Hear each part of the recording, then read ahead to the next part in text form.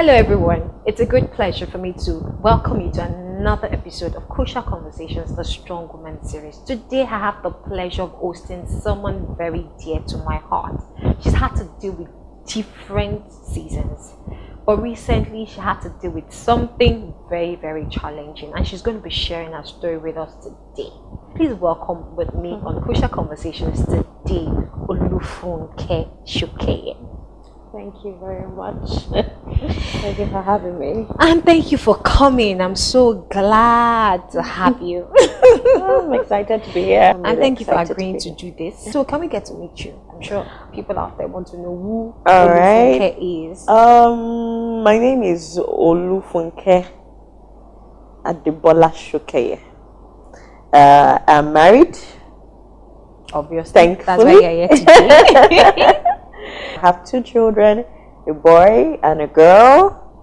Well, presently I'm resident in Abuja, and I work for a telecommunication company.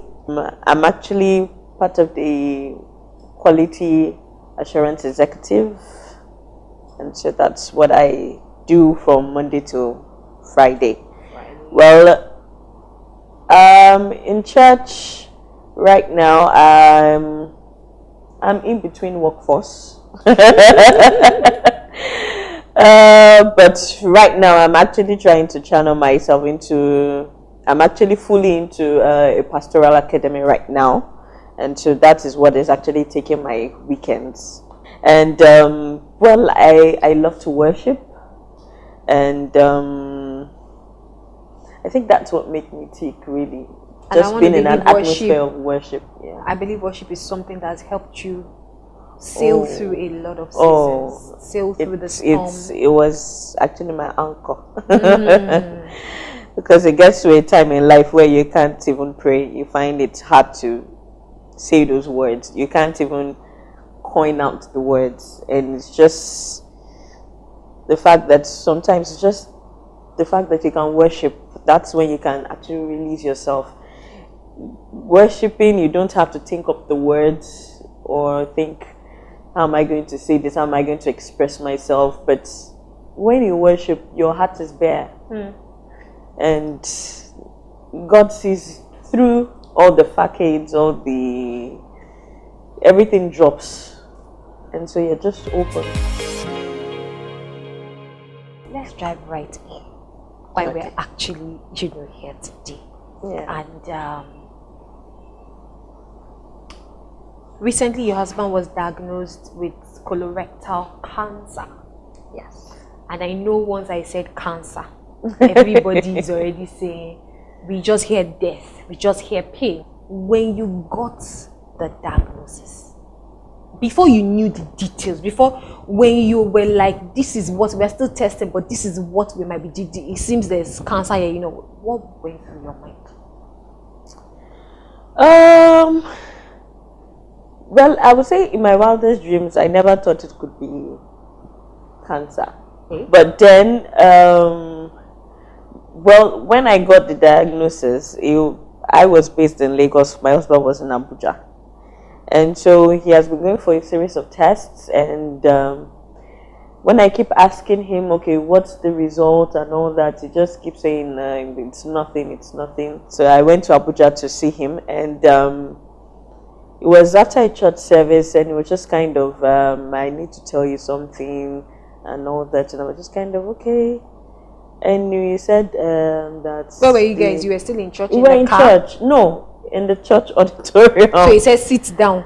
Yeah, it was after church service. Okay, it was after church service, but we were actually waiting for our numbers to actually pop up so that we can go and pick the children. And then just said, I'm there to tell you something. And immediately he told me that the doctor said he had cancer and all that. I just looked at him and was just kind of playing with me. Tell me you're joking. He says, yeah, playing with me and all that. But I won't. Funny enough, I didn't cry, I didn't react. I was just looking at him like, it's not true. Definitely we'll go for another treatment, or we'll go for another checkup somewhere else. Maybe it's just these hospitals that need some money. I just didn't want to believe it that it could be true. But then from the church back home to getting home, trying to prepare Sunday lunch and all that, and it just started hitting me then that is this true? Is this true? And most of the time it doesn't really hit you that hard until maybe you are when it's actually staring you in the face, when you're actually seeing him in pain and all that. That's when it begins to dawn on you that this is true. But at the point whereby he was still going about his normal duties, it's not true. I will pray it's going to be all right. Definitely God is going to heal him. And so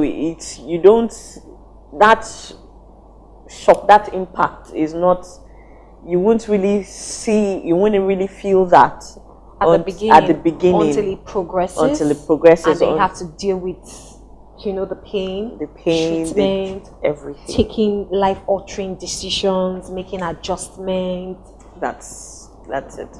And I if I can remember right, before this particular experience started, your husband had been out of job for how long? He had been having a career challenge for like over 3 years, and so it was like a breakthrough happened. He got a new job in Abuja, and it was like it was beautiful. Life was beautiful. So whatever I've had to deal with in the last 3 years, finally heaving a sigh of relief. And it was, so he had to proceed to Abuja to report while you were trying to work on your transfer so that you get to join him in Abuja. Yes. So through the process, can you tell us in a nutshell, at that beginning, as in I think the diagnosis, you got it in April, February. In February? Yes. Okay, February. Emotionally, the more he started seeping in, the more you saw him dealing with the pain, the more you kept on thinking of what were the options, what are we going to do, and doctors were saying this back and forth. How was that season for you? What was happening, and how was that season for you? I think it got to a time around that time that I practically, shut down. Emotionally, it wasn't. I just kept moving with the motion. Just wake up, and all you had to think about is my husband. I wasn't thinking about myself. So practically for myself or for every other person, it was more or less as if I shut every other person out. I shut everybody down. And I think at that time you didn't tell people? Not yet, because he had to make some decisions on what he wanted to do, and so he told me not to tell anybody at that time. And so it was more or less as if I was all alone in my pain and dealing with it. And the fact that I wasn't with him was another issue. I was here in Lagos, and all I could do was talk to him on the phone. And sometimes he would be in severe pain, and after the call, I would just break down crying, and okay, I can't just opt and say I'm going to Abuja. What about my work here? If he has to take a leave of absence from his job, definitely will still have to fall back on my own job. And so it's not an option for me to say, okay, I want to leave work right now to go and attend to him, in spite of the fact that constantly my mind was with Was him. there? And so even at work, it was just the motions. Just go to work, do what I can do, and get out. And So when you're speaking with him, and you can sense or feel or is in pain, what's going through your mind? How? Well, I think then I immediately I got the news. I dived into the word. I just had to keep confessing scriptures. So each time I call him and he's probably in pain, all I just keep doing is just speak the word to him. Directly? Just directly. Okay. Just tell him, this is what the word says. I got confessions, and each time I speak with him, I keep confessing into his hearing. And even after he drops the call, I just keep confessing, keep praying.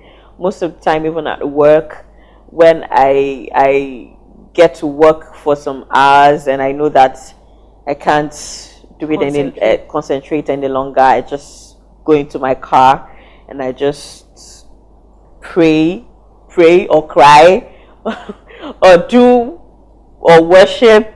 Whatever, I just have to be alone. The people around you noticed there was a change?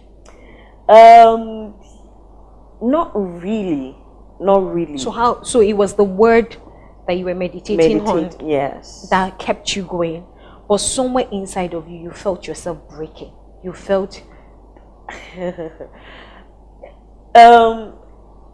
I guess I got to a point whereby I was broken.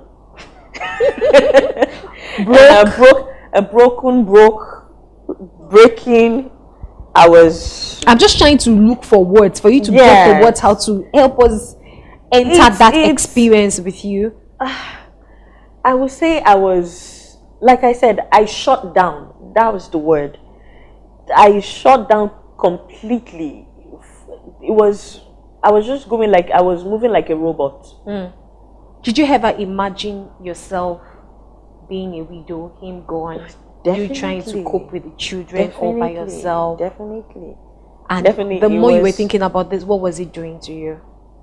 The more I was shutting down. Because you couldn't figure it out? Because I couldn't figure it out. I was practically not thinking. I can vividly remember a day I was actually driving to work, and I don't know the expression I had on my face. And another man from a car looked at me and just said, "It's going to be all right. Just smile." And it was just I can't say that I can picture what I looked like, but then I'm sure that I would have looked very lost.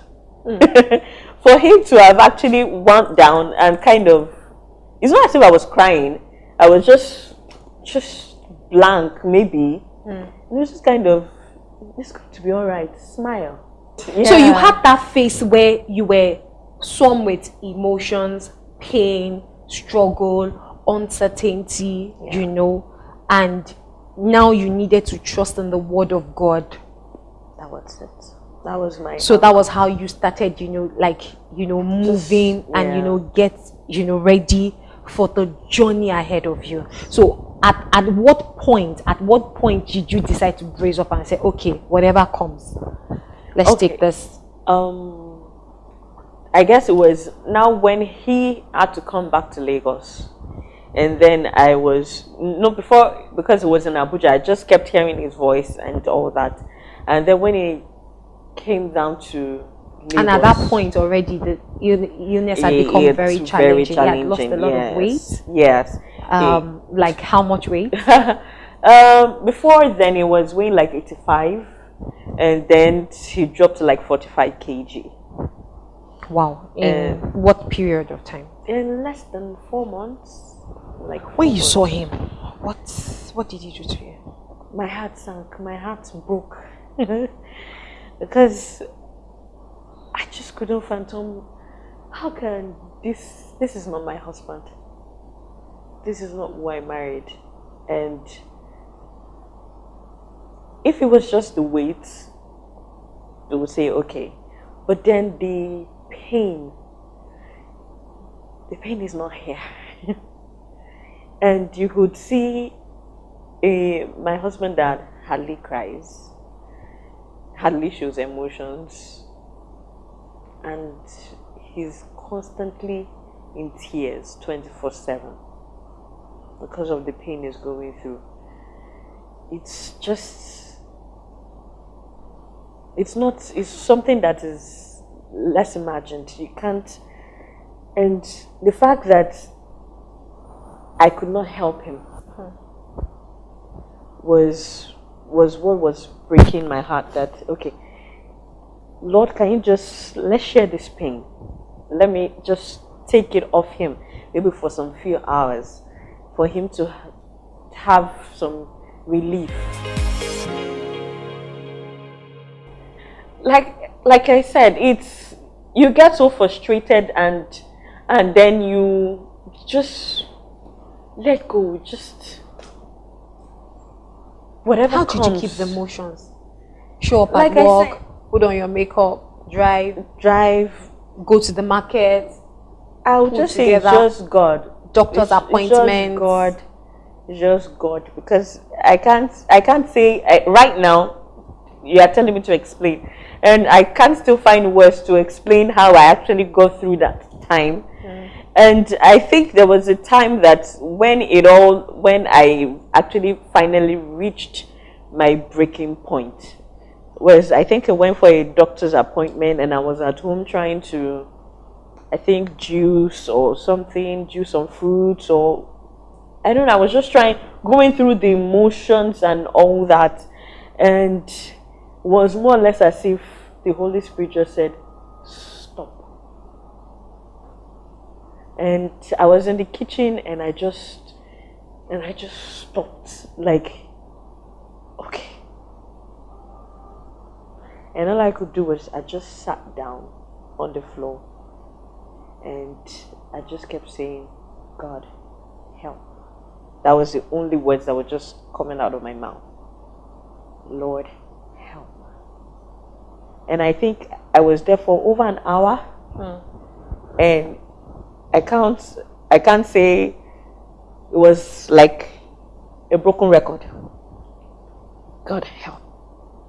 God help. God help. And I guess all the bottled emotions that had just pushed down and let us just do this, just came flowing out, and I don't think I've ever cried like that in my life. I cried and I was full. It was more or less like a weight just dropped off my shoulder. Yeah. And I was just kind of, okay. And I stood up that day, and I was free. That, Lord, maybe I'd just been battling before then. It was more or less like, why, maybe I shut down, was more or less like, God, why would you allow this to happen to me? In my own little way, I feel that I've served you. I think that I've done what, I know that I'm not perfect, but why me? Guy, why me? this? Why After this? all I've been through, why now? Why is it that when it seemed as if it was time for us to relax and get our lives together, and why is it now? Why? It's not even why now, it's why me? What have I done? What have I done? Why me? Why do I have to go through all this pain? From one to another, can't I just at least enjoy life myself and and have it all together without any challenges, all around. But I guess that's life. Challenges come in different shapes and different sizes, and we all, have to deal with them at one point in time. It's just that there are some things we never want to experience. Even when we experience, you're like, even my enemy, I don't want you to, to like experience this. So I want to believe from my own little experience, usually when you have to deal with terminal illness, especially cancer, there will not be different options. You talked about the fact that you consider the alternative, when those ups and downs with the medical procedures, with the options you had to weigh, are we going in for surgery? Are we doing chemo? Are we, how was that hitting you? The doctor's appointment, some doctors are so down to it, some are nice, some are not that nice, and their test that is going through that even more challenging, for him to deal with. How was that? How did you manage that? So I decided to leave all the decisions because it's not my body. I decided to leave the decisions to him. Okay, what exactly do you want to do? I just wanted to be a rock for him. And at the same time, you must have been trusting God. We're believers, the word of God is true. Health is our birthright. So you must have believed for God to just come supernaturally, and then then I asked God that, okay, you've been healing people, but I want mine to be different. I want it to be supernatural. I want it to be when people hear about it, they are kind of like, But then it was more or less like God was telling me, are you God? Very interesting question. Yeah, are you God? And when it's God that is asking you, are you God? Are you God? I'm going to do it the way that I deem fit. I have done it, but I'm going to bring the manifestation yes, the way that I see fit. And it was more or less like I was just asking God that. So what would differentiate us from the unbelievers if we also have to go through all the chemo, all the radiotherapy? What would differentiate us? And God was just saying, what exactly do you want? He's healed. How it's going to come about, how you are going to see it is none of your business. It's healed. Just hold on to that.